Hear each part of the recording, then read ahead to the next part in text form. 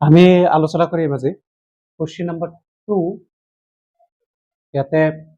8.2 অনুসলনি যেটো question number 2 দিয়া আছে কি শুদ্ধটোটো বাছি উলিওৱা আৰু তোমাৰ বাছনিৰ যথাৰ্থতা উল্লেখ কৰা। আমি এমসিকিউ টাইপ কোশ্চিন খিনি আমি আলোচনা কৰিম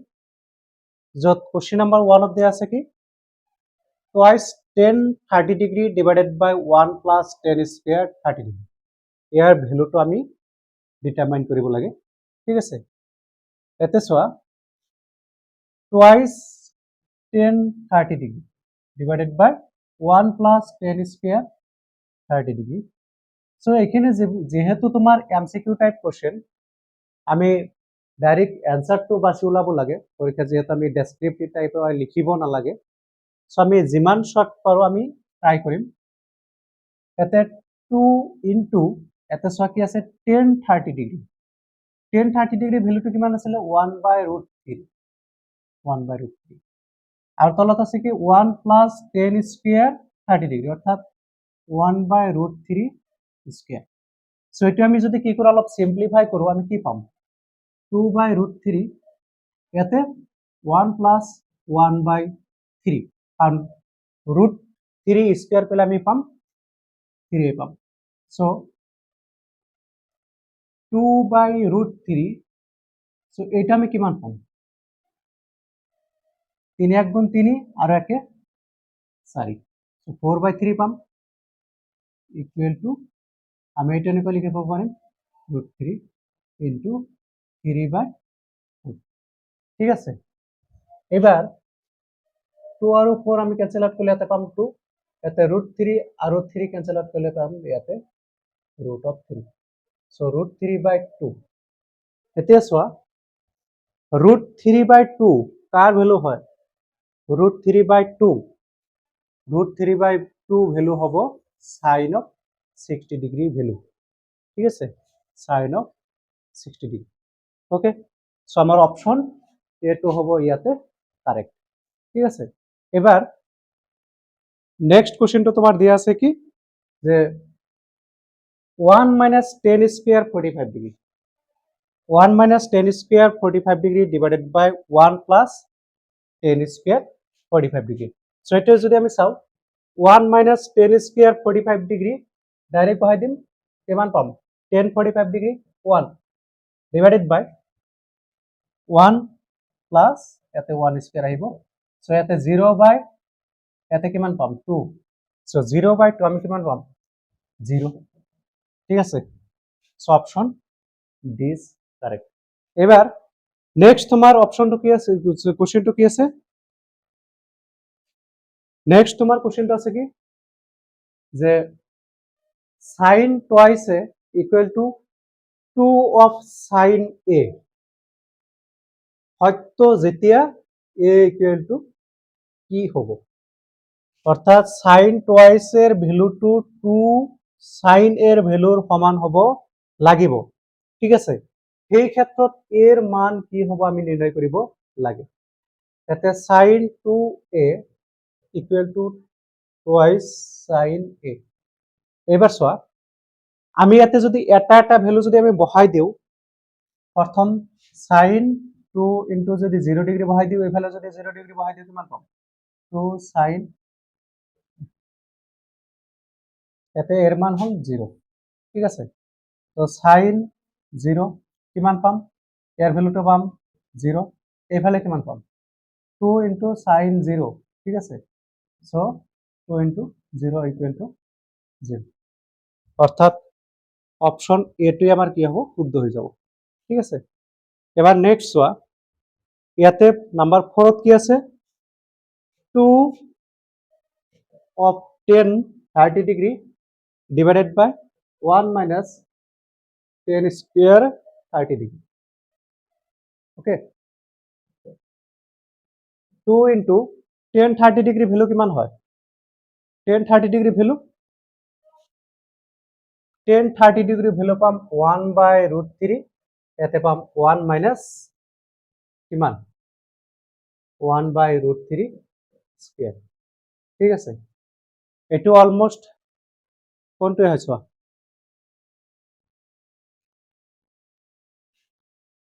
এইটো কুৱেশ্যন নাম্বাৰ যেটো 1 আছিলে আৰু 4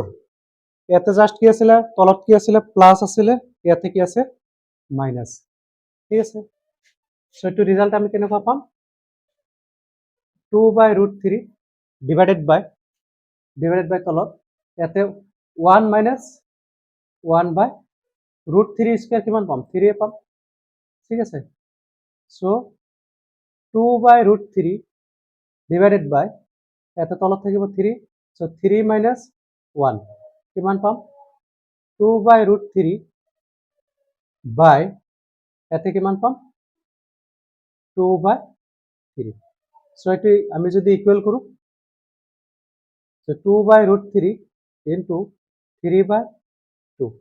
2 ক্যান্সেল হবো ইয়াতে √3 আৰু 3 ক্যান্সেল আউট কৰিলে আমি পাম √3 সো √3 ভ্যালুটো কিমান হয় √3 সো tan 60 ডিগ্রি ভ্যালুটো হল কিমান √3 tan 60 ডিগ্রি ভ্যালুটো আমাৰ কিমান আহিব √3 সো অপশন সি টু কি হৈ যাব শুদ্ধ হৈ যাব সো প্ৰথমটো কাৰণে এটা 1 নম্বৰটো অপশনটো কি হ'ব এ 2 নম্বৰটোৰ অপশন কাৰেক্ট অপশন হ'ব ডি 0 এটা অপশন 3 কাৰণে অপশন এ টু হ'ব শুদ্ধ 0 ডিগ্ৰি আৰু অপশন সৰি কোশ্চেন 4 ৰ কাৰণে অপশন কি হ'ব সি অৰ্থাৎ tan 60 ডিগ্রি শুদ্ধ হ'ব ঠিক আছে নেক্সট কোশ্চেন নাম্বার 3 এতে 3 যেটো 1 নম্বৰ যেটো প্ৰশ্ন আছে এটো হল যদি tan a plus b equal to √3 আৰু tan a minus b equal to 1/√3 আর কন্ডিশন এটা দিছে কি যে a plus b কি হয় 0 ডিগ্ৰীতকৈ ডাঙৰ হয় আৰু 90 ডিগ্ৰীত সমান বা তাতকৈ সৰু হয় ঠিক আছে আৰু এটা কন্ডিশন দিছে কি a is greater than b a to b তকৈ ডাঙৰ হয় তেন্তে a আৰু b উলিওৱা ঠিক আছে তাতে সলিউশন আমাক দিয়া আছে কি 10 a plus b equal to √3 আৰু দিয়া আছে কি আৰু 10 a minus b equal to 1/√3 ঠিক আছে এইবার আমি 10 a plus b equal to লিখিব পাৰিম কি যেহেতু আছে √3 আমি লিখিব পাৰিম 10 60 ডিগ্ৰি কিয়নো 10 60 ডিগ্ৰি ভ্যালুটো কি হয় √3 ওকে এবাৰ আমি দুয়ো সাইডৰ যদি কোণ দুটো আমি যদি তুলনা কৰো 10 a plus b equal to কি আছে যেহেতু 10 60 ডিগ্রি সমান হয় গতিকে a plus b এর ভ্যালুটো কি হ'ব নিশ্চয়কৈ 60 ডিগ্রি হ'ব এটাকে আমি লিখিব পাৰিম a plus b equal to 60 degree okay এটো আমি নাম্বাৰ 1 কৰিম তে দ্বিতীয়টো যেটো আমাৰ ইকুৱেশন দিয়া আছিল কি 10 a minus b equal to 1/√3 so এটো আমি লিখিব পাৰিম এনেকৈ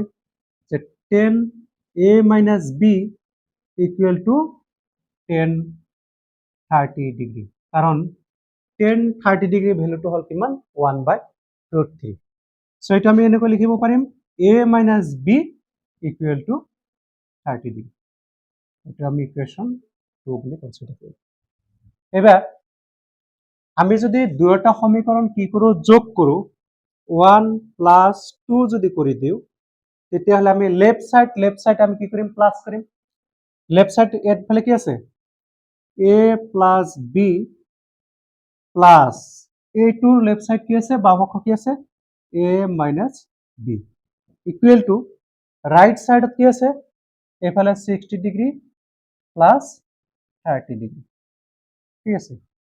এতে আমি দুয়োটা সমীকরণ প্লাস করার কারণ হল আমি সমীকরণটা কি কৰি আছো অপনয়ন পদ্ধতিত কি কৰিম সমাধান কৰিম অৰ্থাৎ a আৰু b এৰ মান কি কৰিম নিৰ্ণয় কৰিম। ইয়াতে এ আৰু বিৰ মান ওলাব যদিহে আমি ইয়াতে বাওপক্ষে যদি কি কৰো যোগ কৰো, সপক্ষ যদি যোগ কৰো, সেই ক্ষেত্ৰত যোগ কৰিলে কি হ'ব, আমাৰ ইয়াতে যিটো ইয়াতে বিৰ আগত যিটো মাইনাছ চিন আছে, এইফালে বিৰ আগত কি চিন আছে, প্লাছ চিন আছে, অট'মেটিক দুটা কি হ'ব, কেঞ্চেল আউট হ'ব। সেইটোৱে চোৱা ইয়াতে প্লাছ বি মাইনাছ বি কি হৈ যাব, কেঞ্চেল হৈ যাব। এটা থাকিল কি এ প্লাছ এ অৰ্থাৎ টুৱাইছ এ ইকুৱেল টু এইফালে পাম কিমান 90 ডিগ্ৰী। সো এৰ মান কিমান পাম 90/2 ইকুৱেল টু 45 ডিগ্ৰী। ঠিক আছে 45 ডিগ্ৰী। এবাৰ এৰ মানটো আমি যিকোনো একটা সমীকৰণত বহাই দিলে পাম। তেনেকৈ আমি যদি 1 নম্বৰ সমীকৰণত বহাই দিওঁ, যে 1 নম্বৰ সমীকৰণটো আছিল a plus b equal to 60। So এর মান কিমান পালো 45 প্লাস b ইকুয়াল টু 60। ঠিক আছে নেক্সট আমি যদি কি করব b টু যদি রাখি দিও, আমি 60 মাইনাস কি করিম 45 অর্থাৎ কিমান পাম 15। অর্থাৎ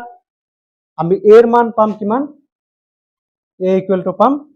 45 ডিগ্রি আর b এর মান কিমান পাম 15 ডিগ্রি। ইয়াতে আমার দুইটা কন্ডিশন আমার কি হয়েছে কারেক্ট হয়েছে।